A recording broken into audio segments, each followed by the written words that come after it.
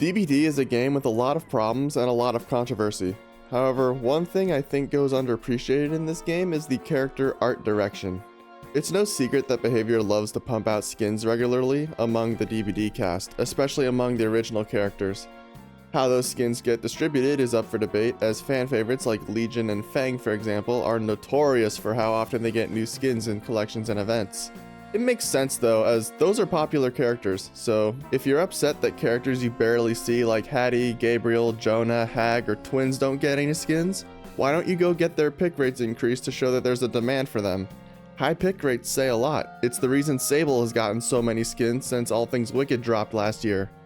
Back on track, this video, as you've probably guessed by now, is going to be more of a silly little cosmetic rant rather than going over anything really practical, so I guess if you want to listen to a grown man yap about playing dress up in a video game for a couple minutes, you've come to the right place.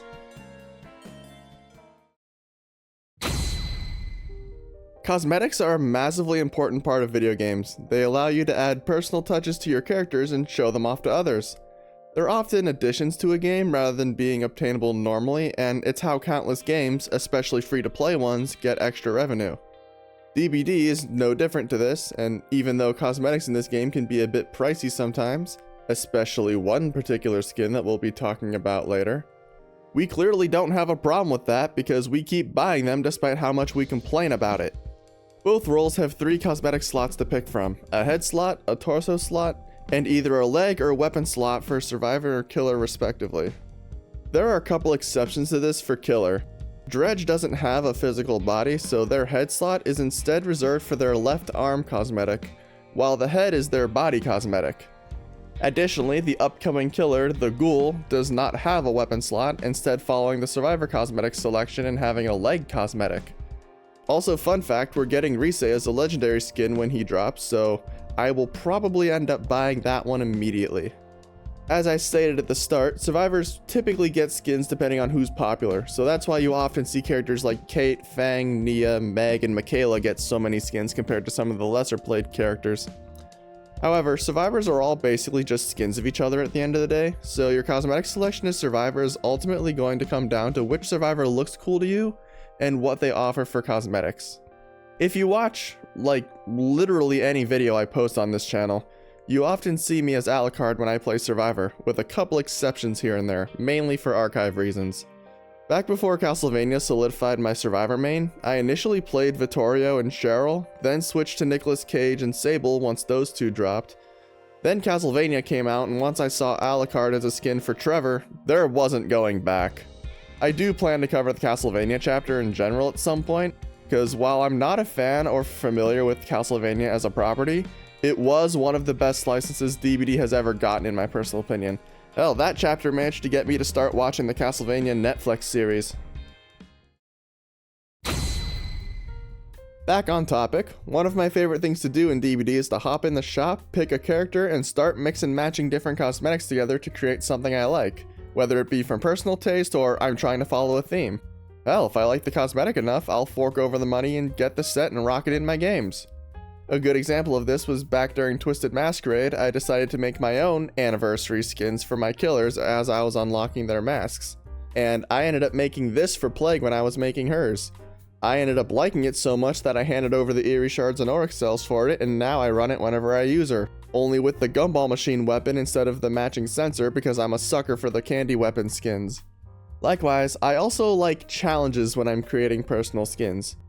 You see, due to the rather goofy way some killer parts are assigned, some killers are tricky to make skins for. The shining example here being Hag. Hag's headpiece is assigned to her hair, her head and entire body bar the disfigured arm being the body piece, and said arm being the weapon.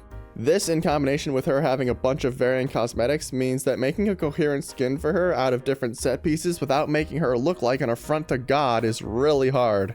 In case you're interested, this is the one I settled on. Some of this hard work can sometimes pay off as well, as some cosmetics can let you blend into the map easier, Claudette and her Prestige cosmetic being the most well-known offender of this. Some can make you stand out like a sore thumb if you want to take chases, if you're into that kind of thing. And sometimes you'll get other players interested as well. I specifically remember having this cosmetic equipped on my Sable back when I was playing on PS5, and a Wesker decided to spare me. I chatted with them after the game and they let me go because they were a huge fan of the cosmetic selection I put together. So yeah, maybe your fashion choices can save your life in a game someday. You never know. DbD's an unpredictable game. You never know what's going to happen or what kind of people you'll run into. Mixing cosmetics in general, I just think is a really fun thing to do, and it really allows you to put your brain juices to work and really let that creativity shine. Moving away from store skins for a second to briefly talk about base character art design. Behavior's usually pretty good at nailing the look of the killers they create or adapt into the game. Granted, there's a few iffy ones or straight up stinkers, like Twins' concept of a medieval peasant with a demon child conjoined to her body with the ability to detach at will, and Skull Merchant's everything. But for every one of those, we get characters like Dredge or Unknown that are just brilliantly designed and are just pure eye candy.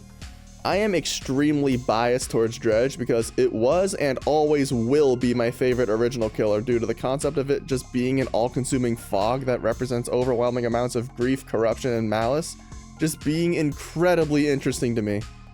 Dredge also constantly keeps getting banger skins and hasn't really missed yet, with the Junji Ito and Snowman skins being peak skin designs in my opinion. Like, seriously, whoever came up with Dredge and their skins needs to be given a raise. Unknown is another character I'm hella interested in because, like, what the hell is it? We barely know anything about this thing, and it only looks the way it does because it's based on a whole bunch of theories or other people trying to identify it. Hell, even in its own lore, it doesn't talk about Unknown a whole bunch, just someone trying to answer the question as part of a university project. But then there's the sound design of both killers.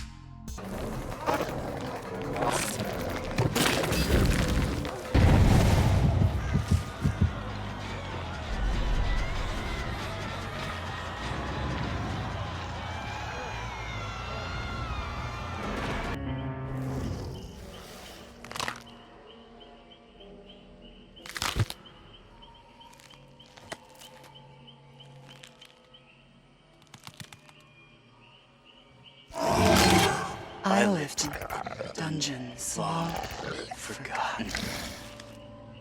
Listen, I can go on and on if I really wanted to, but they're not the focus of the video.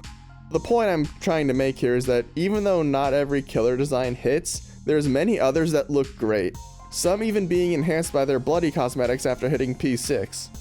Even the ones that don't hit typically have cosmetics to make them look better. Skull Merchant being the one that comes to mind since her base look isn't really good in my opinion, but the rest of her cosmetics are solid, with the Blood Moon one being my favorite in that selection. Moving on to some notable cosmetic collections I really like, the first I want to talk about are the community cosmetics. These were the ones that, you've guessed it, are designed by the DbD community members that were liked well enough to be implemented into the game as official skins. This is the collection that contains a lot of really nice skins that exclusively use Eerie Shards for purchasing. But unfortunately they can get very pricey since they tend to be ultra rares, making them take forever to obtain since the only way you can get Eerie Shards is from leveling up, and you don't get that much from doing so. Most notably, this is the collection that contains that one dopey elephant skin Clown has that I will never not think is funny. And this will most likely be the cosmetic collection that the cosmetic contest winners will end up in whenever those come out. Still a little bummed House Dredge didn't win, but I'll still take the Ghost one. Both of them were great. My other two killer cosmetic votes ended up winning as well, so I can't really complain too much. Although my Eerie Shard stash is going to go down the drain once those release. Another collection that I think is very notable is the Blighted collection.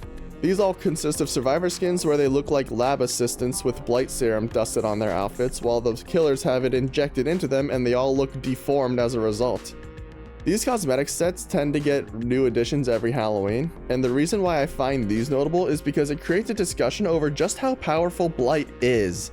Like, some of the more realistic killers like Trapper, I can understand blight overwhelming, capturing, and successfully injecting with the blighted serum, but then you have killers who are just absurd on the canonical power scale like Nemesis, Pyramid Head, and Sadako who got injected. Like, someone explain to me how blight could capture, restrain, and inject a frickin' ghost who crawls out of TVs. Especially since Sadako can literally just make your heart stop on command if she really wanted to. And she probably will. The Blighted collection just creates a lot of interesting discussions on how strong Blight is, and I enjoy hearing theories on how he could have succeeded at injecting some of the more cracked killers in the game. Canonically speaking, anyway. Lastly, the thing I want to talk about isn't really a collection per se, I'm just lumping them together, and that's the linked cosmetics. There's some cosmetics that are linked together, so if you want to wear one piece, you're forced to wear the entire set. The vast majority of these are due to the skin being given entirely new animations, Moris or license holders said so, which, I mean, that's fair enough if the reason for linking is any of those. However, there's also some cosmetics that don't really have a reason to be linked outside of clipping issues if given to other cosmetics, which I think is a bit lame, especially since there's a bunch of cosmetics that clip with each other anyway. Like, I get why Naughty Bear, were-elk, Miss Fuchi, etc. are linked, but someone explain to me what's stopping Ultimate Houndmaster from being swappable. Speaking of Ultimate Houndmaster, I've been waiting to rip on this skin until the end, but Ultimate Houndmaster, while admittedly looking pretty cool, has no reason to be linked or even be a visceral rarity skin. The viscerals before her, Naughty Bear, were-elk, and True Form Dracula, all have entirely unique animations, voice lines, and new Moris to go with them. The only thing Ultimate Houndmaster gives for its price tag is the very first instance of the power having a new look, which in this case is Snug becoming a poodle. I nicknamed this skin $20 Poodle for this reason, and the only reason I even own this skin is because of DbD Mobile's welcome package giving me the resources needed to buy it without spending my money on it. If you want this particular skin, I highly implore you to wait until Behavior drops the price of this or it goes on sale. Do not buy this skin at full price unless that or something like the DbD Mobile welcome package situation happens to you and that's the only reason you can afford it.